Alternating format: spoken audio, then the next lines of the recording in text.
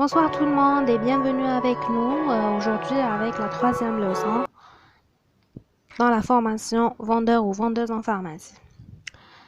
Alors, la leçon d'aujourd'hui, c'est d'apprendre comment lire les ordonnances. كيفاش نقراو une ordonnance.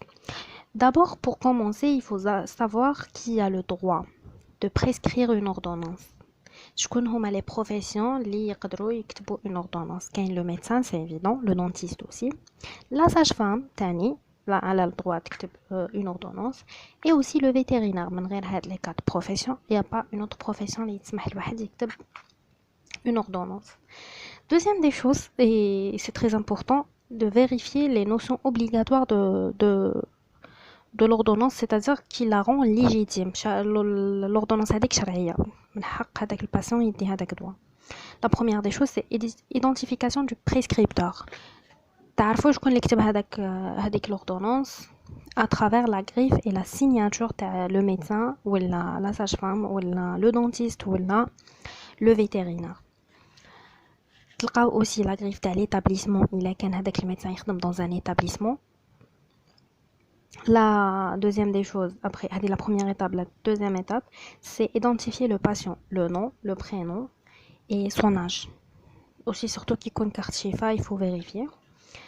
La chose la plus importante, passons à la chose très, comment dirais-je, très sensible, c'est la date.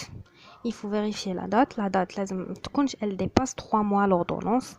Et pour les stupéfiants et les simulations, elle est inférieure à 3 jours. 3 jours, pas plus. Après, nous avons le droit prescrit dans l'ordonnance. On sait tous qu'elle est mal comprise l'écriture les médecins généralement, et c'est à fur et à mesure que nous allons تعلموا. لازم d'abord تكونوا تعرفوا الدواوات كاع اللي عندكم في la pharmacie. Le jour t'as les médicaments, la spécialité parfois تساعدكم aussi. Par exemple, حكمت une ordonnance, نقرا la spécialité تاع le médecin neurologue. Bon, neurologue c'est dangereux. Le cardiologue.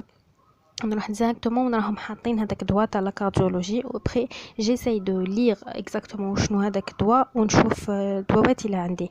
C'est très sensible جماعه. قبل الدواء تبدلوا ان اي ان ا ان او تغلطوا في الدواء راكم رايحين تأذيو ناس. دونك فيريفيي، ما تعرفوش سقسوا لو فارماسيان اللي يكون معاكم تما ولا فو كولاغ، ماشي عيب. Et pour apprendre, je vous suggère une application اسمها وصفة، تلقاوها في Play Store. Voilà, vous téléchargez, تلقاو plusieurs ordonnances مكتوبين، vous déchiffrez, نتوما تكتبوا en alphabet ويخرج لكم la correction من تحت, est-ce que c'est vrai ou pas. Après, avec l'expérience et tout, vous allez apprendre, ne vous inquiétez pas, c'est une question d'habitude. Après, pour les formes galéniques ou les médicamenteuses, il faut apprendre les abréviations تاعهم. Par exemple, un comprimé, يكتب الميدسان CP. Une gélule, يكتب الميدسان GEL, gel.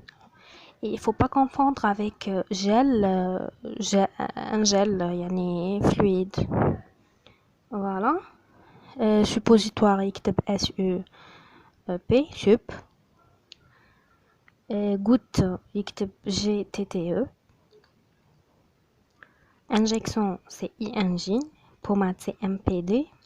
Ovule, c'est OV. Spray, c'est SPR. Ampoule, c'est AMP. Aussi boîte, c'est BTE. Sachet, c'est SCH. Voilà.